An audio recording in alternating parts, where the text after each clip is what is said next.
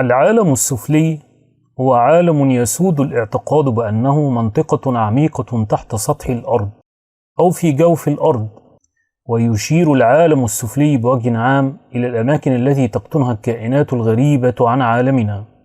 فكيف إذا خرجوا أو نزلنا إليهم؟ ومن أين سيخرجون؟ وأين سنعثر عليهم؟ وهل هناك منافذ لعالمهم تحت سطح الأرض؟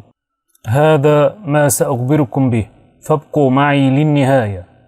هناك بوابات للعالم السفلي في شتى بقاع الأرض، والتي أثارت الكثير من الجدل ودفعت الكثير من الباحثين لدراسة تلك الأماكن المحفوفة بالرعب والمخاطر. وسنتناول أشهر تلك الأماكن المخيفة التي لم يتجرأ أحد على عبورها من قبل. تعالوا لنرحل إليها في رحلة إلى أقاصي الأرض، ونغوص في أعماقها ونتفحصها عن قرب لنتعرف على حقيقتها. بركان ماسايا. يقع هذا البركان في نيكاراغوا، ويسمى بركان ماسايا، وقد سمي على اسم نيكاراغوا المستعمرة الأسبانية في القرن الرابع الميلادي، ويعني ثم الجحيم. لم يعرف أحد حقيقة تلك البراكين، واعتقدون أنها مجرد ظواهر خارقة للطبيعة. وتعتقد الكنيسة الكاثوليكية أن تلك البراكين هي مجرد مدخل إلى الجحيم. اعتقد سكان منطقة نيكاراغوا أن المكان الذي يقع فيه البركان لم يكن إلا مكانا لعبادة الآلهة، لذلك قدموا له القرابين وعبدوه أثناء الجفاف. وقدم كثير من الناس القرابين له لإلقاء أطفالهم في فوهة البركان لكي يتمكنوا من الحصول على رضاء الآلهة ونزول المطر، واستمروا في ذلك حتى جاء الأسبان. شبه جزيرة يوكاتان. هذا المكان يقع في شبه جزيرة يوكاتان بالمكسيك، وأطلق عليه السكان هناك زيبالبا، أو مكان البرد، أو مكان الخطر، أو الهاوية، أو مكان الخوف، حيث يكون فيه الموتى برفقة الآلهة. وكانوا يخوضوا أنهارا كبيرة من الدم والدخول إلى غرف مرعبة تحتوي على سكاكين وخفافيش وحيوانات مفترسة. ذكرت العديد من الأساطير هذه الجزيرة على أنها واحدة من أكثر بوابات العالم السفلي المرعبة في العالم. قال علماء آثار من جامعة يوكاتان أن الناس قديما كانوا يعتبرون هذه الكهوف مقدسة ووسيلة لدخول العالم السفلي. جبل الخوف. يقع في الجانب الشمالي لولاية أموراي في اليابان. يوجد العديد من الأساطير حول هذا الجبل، وأنه مدخل للعالم السفلي. ونظرا لأن هذا المكان يتميز بالغرابة الشديدة، فإنه يعتبر من أكثر الأماكن السياحية في تلك الولاية. ومن أهم الآثار الموجودة في المناطق المحيطة حوله هي معبد بوديجي وجسر قرمزي، الذي يعتقد البعض أنه متخصص لحراسة الشيطان.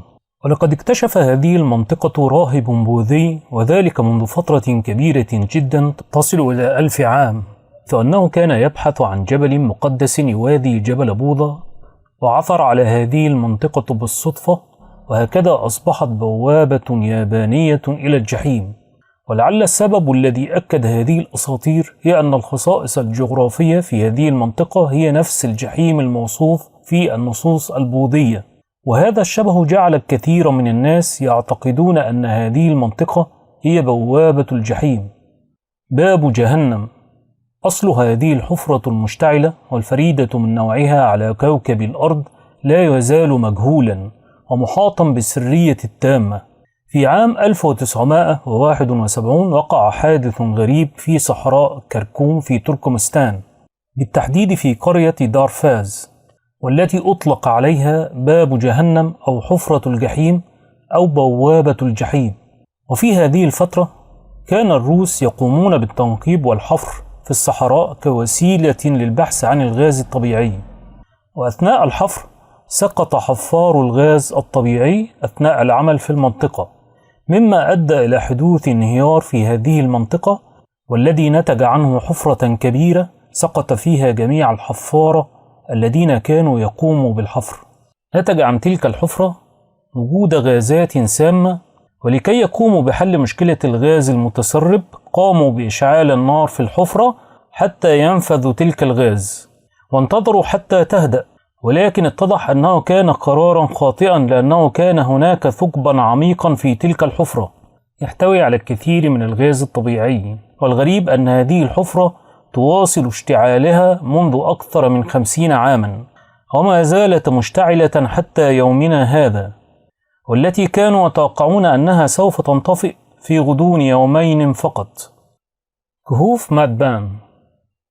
تقع كهوف مادبان جنوب اليونان، وبالتحديد في نهاية شبه الجزيرة المعروفة باسم ماني، وتعرف باسم كيب تينارون. وكان الإغريق ينسبون هذا المدخل إلى مملكة الظلام، ولقد عثر هرقل على هذه الكهوف أثناء رحلته إلى العالم السفلي. كانت هذه البوابة بمثابة باب خلفي للعالم السفلي.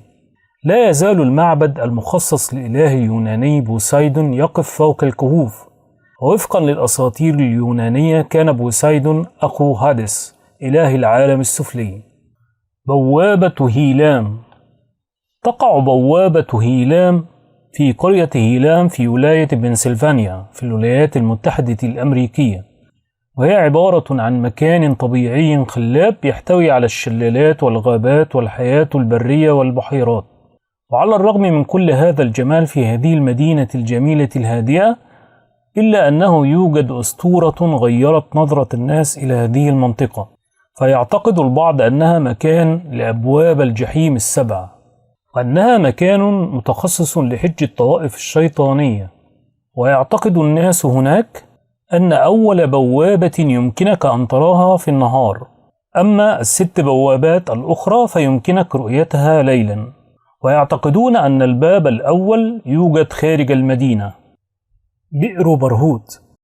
بئر برهوت هي بئر تاريخية قديمة تقع في شرق اليمن، تقع بين سهول وجبال صغيرة تتكون من الصخور الجيرية، وفي واد يعرف بوادي برهوت. يحيط الغموض ببئر برهوت في شرق اليمن، إذ تكثر القصص هناك حول كونها مسكونة من الجن، إذ لا يعرف إلا القليل عن هذه الحفرة العميقة، كما وردت أخبار وقصص قديما عن هذا البئر تناقلتها الأجيال. فكان من أغرب ما ورد عن بئر برهوت أن الجن هم الذين قاموا بحفرها، وذلك لخدمة أحد ملوك دولة حمير القديمة حتى يتمكن من إخفاء كنوزه فيها.